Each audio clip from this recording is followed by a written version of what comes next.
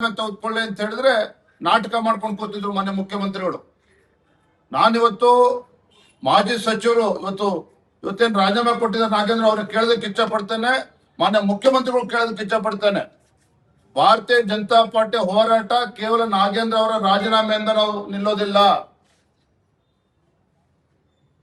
ನಮ್ಮ ಹೋರಾಟ ಏನೋ ದಲಿತ ಸಮುದಾಯಕ್ಕೆ ಅವರ ಅಭಿವೃದ್ಧಿಗೆ ಮೀಸಲಿಟ್ಟಿರ್ತಕ್ಕಂಥ 185 ಕೋಟಿ ರೂಪಾಯಿಗಳು ಎಲ್ಲೋಗಿದ್ದಾವೆ ಇವತ್ತು? ಆ ಹಣ ವಾಪಸ್ಸು ಮಹರ್ಷಿ ವಾಲ್ಮೀಕಿ ನಿಗಮದ ಅಕೌಂಟ್ಗೆ ವಾಪಸ್ ಬರಬೇಕು. ಆ 185 ಕೋಟಿ ಇವತ್ತು ಆ ದಲಿತರಿಗೆ ತಲುಪಬೇಕು, ಅಭಿವೃದ್ಧಿಗೆ ತಲುಪಬೇಕದು. ಇವತ್ತು ನಾಗೇಂದ್ರ ಅವ್ರು ಹೇಳ್ತಾ ಇದ್ದಾರೆ ಹಗರಣನೇ ಆಗಿಲ್ಲ ಅಂತ ಹೇಳಿದ್ರೆ, ಸ್ವತಃ ಅಂದಿನ ಮುಖ್ಯಮಂತ್ರಿಗಳು ಸಿದ್ದರಾಮಯ್ಯನವರು ಸದನದಲ್ಲೇ ಒಪ್ಕೊಂಡಿದ್ದಾರೆ, ಹಗರಣ ಆಗಿದೆ ಅನ್ನೋದನ್ನು ಒಪ್ಕೊಂಡಿದ್ದಾರೆ. ಸರ್ಕಾರವೇ ಒಪ್ಕೊಂಡಿದೆ ಹಗರಣ ಆಗಿದೆ ಅಂತೇಳಿ. ಸೊ ಹಾಗಾಗಿ ನಮ್ಮ ಹೋರಾಟ ಎಲ್ಲಿಯವರೆಗೂ ಆ ದಲಿತ ಸಮುದಾಯಕ್ಕೆ ಮಹರ್ಷಿ ವಾಲ್ಮೀಕಿ ಅಭಿವೃದ್ಧಿ ನಿಗಮಕ್ಕೆ ಹಣ ಹೋಗೋದಿಲ್ಲ ಅಲ್ಲಿವರೆಗೂ ಕೂಡ ನಮ್ಮ ಹೋರಾಟ ಮುಂದುವರಿತದೆ.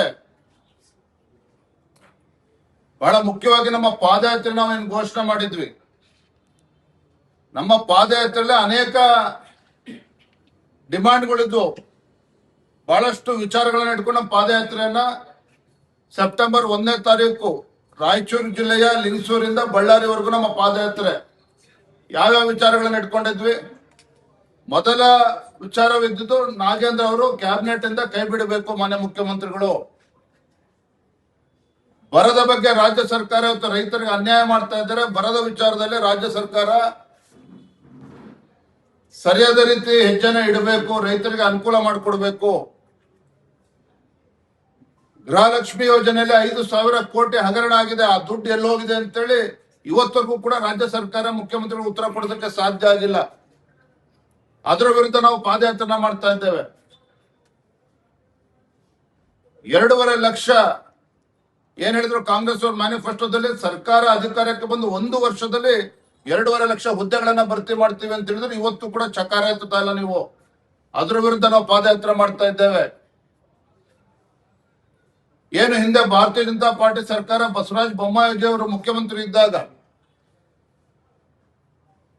ಪರಿಶಿಷ್ಟ ಪಂಗಡ ರಿಸರ್ವೇಶನ್ 3 ಇದ್ದದನ್ನ 7ಕ್ಕೆ ಏರಿಸಿದ್ರು. ಅದೇ ರೀತಿ SC 15ರಿಂದ 17ಕ್ಕೆ ಏರಿಸಿದ್ರು.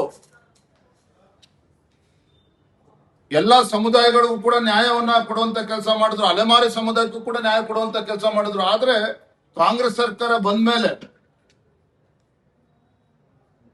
ಈ ಎಲ್ಲ ಸಮುದಾಯಕ್ಕೆ ಏನು ನ್ಯಾಯ ಕೊಟ್ಟಿದ್ರು ಇಂದಿನ ಬಿಜೆಪಿ ಸರ್ಕಾರ ಅದಕ್ಕೆ ಕಲ್ಲಾಗ್ತಕ್ಕಂತ ಕೆಲಸ ಮಾಡಿದ್ದಾರೆ. ಆ ದಲಿತ ಸಮುದಾಯಗಳಿಗೆ ಅನ್ಯಾಯ ಮಾಡುವಂತ ಕೆಲಸ ಕಾಂಗ್ರೆಸ್ ಸರ್ಕಾರ ಮಾಡಿದ್ದಾರೆ. ಇದು ಕೂಡ ನಮ್ಮ ಪಾದಯಾತ್ರೆಯ ಒಂದು ವಿಚಾರವೇ ಆಗಿದೆ. ಹಾಗಾಗಿ ನಾನು ಇಷ್ಟ ಹೇಳುವಂಥದ್ದು, ನಾಗೇಂದ್ರ ಅವರು ಒಪ್ಪ ಸಹಜವಾಗಿ ಅವ್ರು ನೋವಾಗ್ತದೆ, ಸಾಕಷ್ಟು ವಿಚಾರಗಳನ್ನ ಹೇಳಿದ್ದಾರೆ, ಸವಾಲುಗಳನ್ನು ಕೂಡ ಹಾಕಿದ್ದಾರೆ. ಆದ್ರೆ ಇವತ್ತು ನಾವು ಅವ್ರು ಯೋಚನೆ ಮಾಡಬೇಕಾಗಿದ್ದು, ಏನೋ ಚಂದ್ರಶೇಖರ್ ಅವರ ಧರ್ಮಪತ್ನಿ ಹಲವಾರು ಬಾರಿ ಪ್ರೆಸ್ ಮೀಟ್ ಕೂಡ ಮಾಡಿದ್ದಾರೆ. ಇವತ್ತಿಗೂ ಕೂಡ ಅವ್ರಿಗೆ ಪ್ರಾವಿಡೆಂಟ್ PF ಬಂದಿಲ್ಲ. ಇವತ್ತಿಗೂ ಕೂಡ ಅದ್ರ ಬಗ್ಗೆ ಏನ್ ಮಾತಾಡ್ತಾರೆ ಮುಖ್ಯಮಂತ್ರಿಗಳು, ಅದ್ರ ಬಗ್ಗೆ ಸಚಿವರುಗಳು ಏನ್ ಮಾತಾಡ್ತಾರೆ, ಕಾಂಗ್ರೆಸ್ ಸರ್ಕಾರ ಏನ್ ಮಾತಾಡ್ತಾರೆ? ಭಾರತೀಯ ಜನತಾ ಪಾರ್ಟಿಯ ಹೋರಾಟ ಪರಿಶಿಷ್ಟ ಪಂಗಡಕ್ಕೆ, ದಲಿತ ಸಮುದಾಯಕ್ಕೆ ನ್ಯಾಯ ಸಿಗಬೇಕು. 185 ಕೋಟಿ ಏನವ್ರ ಅಭಿವೃದ್ಧಿಗೆ ಮೀಸಲಿಟ್ಟಿರ್ತಕ್ಕಂಥ ಹಣ ಅವ್ರಿಗೆ ವಾಪಸ್ ತಲುಪಬೇಕು. ಹಾಗಾಗಿ ಎಲ್ಲಾ ವಿಚಾರಗಳನ್ನ ಹಿಡ್ಕೊಂಡು ಭಾರತೀಯ ಜನತಾ ಪಾರ್ಟಿ ಪಾದಯಾತ್ರೆ ನಂಬ್ಕೊಂಡಿರ್ತಕ್ಕಂಥದ್ದು ಯಾವುದೇ ಕಾರಣಕ್ಕೂ ನಮ್ಮ ಹೋರಾಟದಿಂದ ಹಿಂಸರಿತಕ್ಕಂಥ ಪ್ರಶ್ನೆ ಇಲ್ಲ. ನಮ್ಮ ಹೋರಾಟ ಮುಂದುವರಿತದೆ.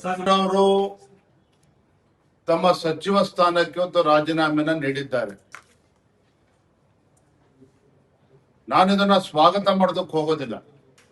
ಬದಲಾಗಿ ಇಂಥ ಒಂದು ಗಂಭೀರವಾಗಿರ್ತಕ್ಕಂಥ ಭ್ರಷ್ಟಾಚಾರದ ಆರೋಪವನ್ನ ಹೊತ್ತಿರುವಂತಹ ನಾಗೇಂದ್ರರವರನ್ನ ಮೊದಲನೇದಾಗಿ DK ಶಿವಕುಮಾರ್ ಅವರು ಮುಖ್ಯಮಂತ್ರಿಗಳು ಕ್ಯಾಬಿನೆಟ್ ತೆಗೆದುಕೊಂಡಿದ್ದೇ ಮಹಾ ಅಪರಾಧ, ಬಹಳ ದೊಡ್ಡ ತಪ್ಪು. ಇವತ್ತು ಕಾಂಗ್ರೆಸ್ ಪಕ್ಷದವರು ಬೊಬ್ಬೆ ಹೊಡಿತಾ ಇದ್ದಾರೆ ದಲಿತರಿಗೆ ಅನ್ಯಾಯ ಅಂತೇಳಿ.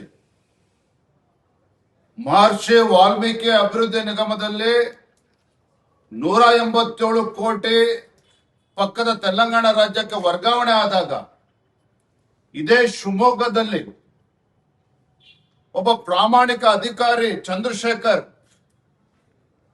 ಆತ್ಮಹತ್ಯೆ ಮಾಡಿಕೊಂಡಂತ ಸಂದರ್ಭದಲ್ಲಿ ಡೆತ್ ಟೋಟಲ್ ಏನು ಉಲ್ಲೇಖ ಮಾಡಿದ್ದಾರೆ?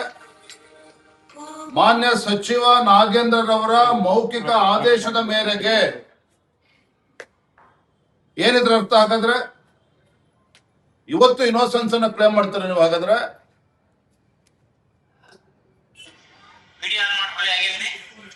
ಹಾಗಾಗಿ ಮಾನ್ಯ ಮುಖ್ಯಮಂತ್ರಿಗಳೇ ನಾಗೇಂದ್ರ ಅವ್ರನ್ನ ಕ್ಯಾಬಿನೆಟ್ ತೆಗೆದುಕೊಂಡಿರ್ತಕ್ಕಂಥದ್ದೇ ಬಹಳ ದೊಡ್ಡ ತಪ್ಪು. ಅಂತೂ ಇಂತೂ ಇವತ್ತು ರಾಜೀನಾಮೆಯನ್ನ ನೀಡಿದ್ದಾರೆ. ತಮಗೆ ಗೊತ್ತಿದೆ, ಭಾರತೀಯ ಜನತಾ ಪಾರ್ಟಿ ಸದನದ ಹೊರಗಡೆ ರಾಜ್ಯದ ಎಲ್ಲಾ ಜಿಲ್ಲೆಗಳಲ್ಲಿ ಜಿಲ್ಲಾಧಿಕಾರಿಗಳ ಕಚೇರಿಯ ಮುಂದೆ ಅಹೋರಾತ್ರಿ ಧರಣಿಯನ್ನು ಕೂಡ ನಾವು ಮಾಡಿದ್ವಿ. ಮಂತ್ರಿಯ ರಾಜೀನಾಮೆಯನ್ನು ತೆಗೆದುಕೊಳ್ಬೇಕು ಅನ್ನೋ ವಿಚಾರ ಇಟ್ಕೊಂಡು. ಮತ್ತೊಂದು ಕಡೆ ಸದನದ ಒಳಗಡೆ ಭಾರತೀಯ ಜನತಾ ಪಾರ್ಟಿ ಹಾಗೂ ಜೆಡಿಎಸ್ ನಮ್ಮೆಲ್ಲ ಶಾಸಕರುಗಳು, ಬಿಜೆಪಿ ಮತ್ತು ಜೆಡಿಎಸ್ ಪಕ್ಷದ ಶಾಸಕರು ಸದನದ ಒಳಗಡೆನೂ ಕೂಡ ನಾವು ಹೋರಾಟವನ್ನು ಮಾಡಿದ್ವಿ. ಅಹೋರಾತ್ರಿ ಧರಣಿಯನ್ನು ಕೂಡ ನಾವು ಘೋಷಣೆ ಮಾಡಿದ ನಂತರ ಮಾನ್ಯ ಮುಖ್ಯಮಂತ್ರಿಗಳು ಅಧಿವೇಶನವನ್ನ ಮೊಟಕುಗೊಳಿಸಿ ಪಲಾಯನವಾದವನ್ನ ಮಾಡಿದ್ರು. ನಾವು ಹೇಳಿರಲಿಲ್ಲ ಮುಖ್ಯಮಂತ್ರಿಗಳಿಗೆ, ಸದನ ಪ್ರಾರಂಭ ಆಗುವ 10 ದಿನ ಮುಂಚಿತವಾಗಿ ನಾನು, ವಿರೋಧ ಪಕ್ಷದ ನಾಯಕರು, ಮಾನ್ಯ ಮುಖ್ಯಮಂತ್ರಿಗಳು ಹೇಳಿದ್ವಿ, ಸದನದಲ್ಲಿ ಇವತ್ತು ಬರದ ವಿಚಾರವಾಗಿ ಚರ್ಚೆ ಆಗ್ಬೇಕು. ಸದನದಲ್ಲಿ ಇವತ್ತು ಏನು 2.5 ಲಕ್ಷ ಹುದ್ದೆಗಳು ನೇಮಕಾತಿ ಆಗದೇನೆ ಹಾಗೆ ಬಿದ್ದಿದ್ದಾವೆ, ಯುವಕರಿಗೆ ಅನ್ಯಾಯ ಮಾಡ್ತಾ ಇದ್ರು, ಅದ್ರ ಬಗ್ಗೆ ಚರ್ಚೆ ಆಗ್ಬೇಕು.